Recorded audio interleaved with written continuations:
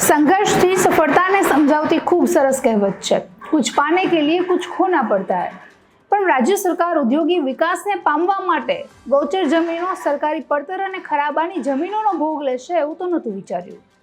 રાજ્યમાં છેલ્લા 2 વર્ષમાં 103.80 કરોડ ચોરસ મીટર જમીન ઉદ્યોગોને આપી દેવાઈ અથવા તો વેચીને સોદો કરવામાં આવ્યો, જેની સામે હવે હાઈકોર્ટે પણ લાલ આંખ કરી છે। નમસ્કાર, ટકાટક મીડિયામાં આપની સાથે હું છું જાનવી।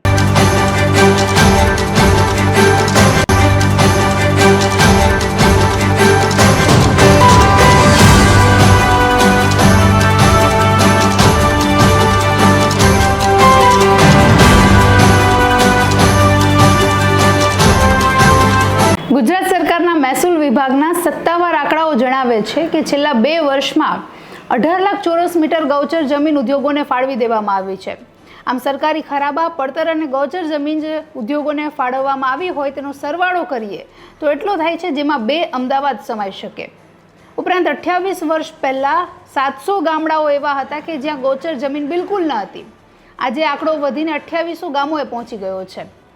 નિયમ પ્રમાણે 100 ગાય જ્યાં હોય ત્યાં 100 ગાયો માટે 40 એકર ગૌચર જમીન ફાળવવી જોઈએ, ફાળવવામાં આવે છે। પણ આજે 9029 ગામો એવા છે કે જ્યાં નિયમ કરતાં ખૂબ ઓછી ગૌચર જમીન ફાળવવામાં આવી છે। આવી રીતે તો જોઈએ તો દર વર્ષે 50 ગામોનું ગૌચર સરકાર ખાઈ જાય છે તેવું જાણવા મળે છે। ઉપરાંત કચ્છમાં જ 95 કરોડ 65 લાખ ચોરસ મીટર જમીન એક જ ઔદ્યોગિક ક્ષેત્રને ફાળવવામાં આવી હતી। તો આવી રીતે ગરીબને જ્યારે 50 થી 100 મીટરનો પ્લોટ આપવાનો થાય ત્યારે સરકાર પાસે જમીન નથી, પણ રોજની 24.22 લાખ ચોરસ મીટર જગ્યા છે। આવી રીતે કોઈને કોઈ ઉદ્યોગોને ફાળવવામાં આવે છે। કચ્છના મુન્દ્રા તાલુકાના નવીનાળ ગામની કિંમતી ગૌચર જમીન અદાણી જૂથને ઔદ્યોગિક એકમ માટે ફાળવી દેવામાં આવી। તે વખતે હાઈકોર્ટમાં જાહેર હિતની અરજી દાખલ કરવામાં આવી હતી। પ્રણવ ત્રિવેદી અને જસ્ટિસ સુનીતા અગ્રવાલની બેન્ચે જણાવ્યું કે કલેક્ટર અને રાજ્ય સરકારે જે ઔદ્યોગિક એકમોને જે જમીન ફાળવી છે તે કોને પૂછીને ફાળવી, અને તમે જમીન કોઈ પણ ઔદ્યોગિક ક્ષેત્રને આપી છે તો એટલી જ માત્રામાં બીજી વૈકલ્પિક જમીન તમારા પાસે ગૌચર માટે છે કે નહીં।